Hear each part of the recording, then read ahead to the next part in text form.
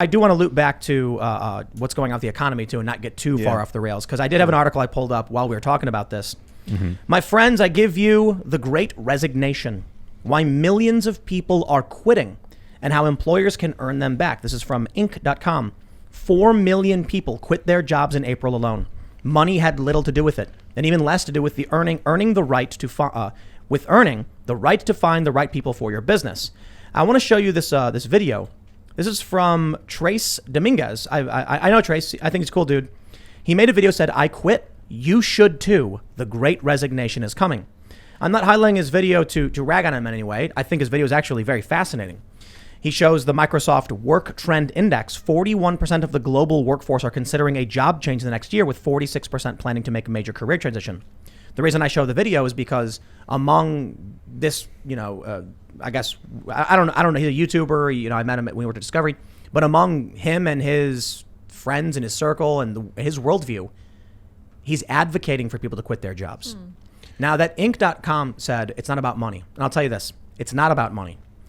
The reason it's not about money is because unemployment and the eviction moratorium have given people the opportunity to consider things outside of money. Because of that, it is because of the unemployment, but people aren't looking for work because of money, because they have it. So when Wendy says, we'll give you $1,000, they're like, it's not about the money. Why? Because they have money and they don't have to pay rent. Not everybody, but a lot. That's why we, for instance, at Timcast, we're slammed with resumes nonstop all day, every day. And people saying they would work for really low wages and stuff like that. We don't do that. But we get people saying, like, I want to work here. Meanwhile, Wendy's, supermarkets, whatever, they don't get that. And that is only possible because the government is paying people. Now, this is the Great Reset. I'm all for, if this works out well to the betterment of mankind, I'm not a fan of the authoritarianism of destroying someone's job, someone's goals, someone's livelihood because you think you found a better way. That's scary to me. Yeah, I mean, like I simultaneously think that it is in many ways, and it has been the rational thing to do, to quit a minimum wage job in the world where or if you can manage to finagle it so you're getting unemployment, because unemployment early on was like $1,000 a week, and even now, I mean, when you add up state and the federal booster, it's like 700, 800. Yeah. And that's free money. It's like $16 an hour. Right. So like, even say you had a kid and they were working a minimum wage job or whatever, they had like a high school diploma. You'd be like, quit and go do like training. Go do something that you can change your job and make more money. Right. Like that's the rational thing to do in a world where, the reason it's the rational thing in a world to do when you're not happy with your current salary or your current job and somebody's going to pay you a lot of money to not be in that job. Can you explain this to me, Will, with unemployment? You pay taxes on unemployment when you receive them. It's considered an insurance claim. They call it unemployment insurance. Mm-hmm. Are there any other insurance payouts that you have to pay taxes on? I mean, you're paying your Social Security, which is nominally an insurance type thing, and also Medicare, Medicaid. But like if you were to get an injury and then they pay you like an insurance there's claim, disability. Do you have to pay tax on that insurance payout? I'm not sure exactly what the rules are. I mean, because sure like I'm an employer, I think I pay that. Right, I don't know if I found it very unethical to receive an unemployment check that I've already paid into, and then to have to pay taxes on that check. I don't know the rules. Yeah. So those people, it's not necessarily free money; they still have to pay taxes on it. I guess was the word made me think about all that. But they're getting still free money. Free money. It's just less. It's a lot. Yeah. I hope people realize that, or we can see an influx of tax delinquents. Americans got a weight problem. The CDC says that of the hospitalizations we've seen so far, 30.2% were due to were people who were obese. I don't want to say due to, but were obese. We know that America and many countries, just people eat too much. So what's happening now? We're seeing people don't want to work fast food anymore. Well, it's only possible because of this unemployment stuff. If I were to envision a future where there was substantially less fast food, people were more likely to garden, grow their own food, be responsible for their food, and eat healthier. That's a good thing. If people were able to and more likely to work on things they were passionate about, I think it's a good thing. I think it's a waste of energy for people to be working fast food in places like that.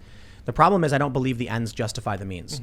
So we can look at this vision of this beautiful future where everyone's eating healthy, they're exercising, everyone's politically active to a certain degree and calm and shaking hands and high-fiving. Wouldn't that be a great future? Wouldn't these utopians be great? These utopias be great. The problem is, in order to get there, you get some despotic wingnut who says, we are going to destroy as many lives as possible to get it.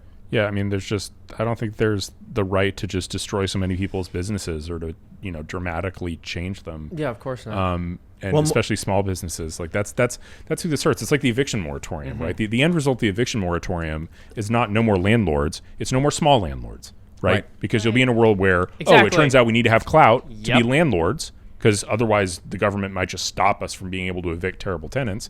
So then you just have massive, large landlording companies like you do in major cities, Bozzuto, Avalon, all those sorts of companies. BlackRock. Yeah. The government's actually subsidizing them right now. Yeah. This is what scares me the most, though, is that the reason why I pulled up this video and that article is that I think Seamus mentioned the jobs we're seeing, the openings are from people quitting. Partially true. A lot of people are quitting. Some of these jobs are new, with companies popping up saying we need to hire people.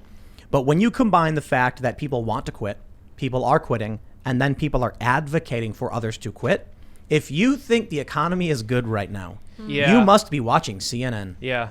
No, I was going to say, I think saying it's good. I would say it's also extremely dangerous. I mean, look, we had an economy which had many flaws, and some would even argue in some ways was a house of cards just based on its foundations with the Federal Reserve banking system, but that's a whole other topic to get into. I think the point is, generally speaking, the people who owned businesses, a large number of them were people who took initiative early on. They decided that they were going to forego immediate reward and work for years and years on something that they would not see a financial return on for quite a bit, which is how it goes for a small business owner. And many of those people had their businesses shut down. And now we have an economy that's sort of been rerouted where anyone can quit their job and without going through the pain and suffering that used to be required to build a business, be able to do so. But I don't know that that's going to weed people out the way the system used to, so that only the most dedicated people who really believe in their vision are engaging in that. I think a lot of people who really aren't made to run their own business are just going to end up wasting a lot of time and tax money. Well, they're going to. I don't know what's going to happen to those people. What, are they going to sit around and just eat food?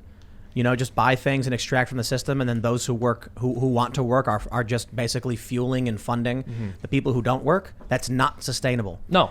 So this I've talked about this for decades now, basically since I was a kid. The philosophical consequences of technological advancement. When you get to the point where you start eliminating jobs due to automation, robotics, etc., those people are going to lose their jobs, and it's not their fault. You could spend 20 years as a master of this, I don't know, a lathe or whatever, a lathe master, whatever those jobs are called, cutting rocks. And then one day they're like, we got a robot that can do it faster and better than you, so you're fired. Where are you going to go work? You had a great salary. Maybe you were making six figures running this plant. Now they're firing you. Where are you going to go? Learn to code? No, it's not going to happen. Insane. So now we have people who, through no fault of their own, who played by the rules, did everything right, are now in serious trouble. Suppose you could argue they should have saved better. Well, not everybody can. And so we have to ask ourselves, how do we transition to making sure people don't lose access to the economy and resources when we make them obsolete through technological development? The problem is there is no point at which we flip the switch on. It's not like everybody's got to work right now and technology advanced, so flip, now no one works. No, people will still have to make food. People will still have to grow food. Yeah. Farmers will still have to farm. People picking crops will still have to pick those crops. But the people in New York City, the people who write garbage articles about celebrities, they can stop working. Yep. And that's an interesting point you brought up, Will, about how the labor shortage affects the rural areas. What are people in cities? What are many of them doing? Like, I look at New York's media landscape and I'm like, these people produce nothing. Right? Okay, I get it. It's attention economy. It's wasting people's time. They're reading articles about listicles of pictures of cats. No joke. I mean, they're like, I found 12 pictures of cats and we're going to say, these cats all look like famous historical figures. And they get paid to do that. They have produced nothing. Meanwhile, the people in the rural areas, the people who are farming, the people who are mining, the people in construction, the plumbers, the firefighters, the cops, the contractors, they do hard work constructing and building and making things for society. That's not getting automated anytime soon. But those jobs, we have AI writing garbage articles. Those people get free money and they're chilling in their cities and it's not a big deal for them. Everyone else, they get left holding the stick. Eventually people are going to say, hey, wait a minute. I'm growing all this food and you're just taking it from me? That's not going to last very long. Yeah. Well, in something you said sort of touches on something I mentioned earlier but didn't really get into. I mentioned our economy kind of being built on a house of cards, and you were talking about savings, the fact that a lot of people's businesses got shut down and maybe they could have saved more. Well, unfortunately, our economy has been structured in a way which disincentivizes saving, and that goes into this mentality of not wanting people to build the necessary virtue of deferring gratification. Or, I mean, I should really say in many ways that's the basis of all virtue.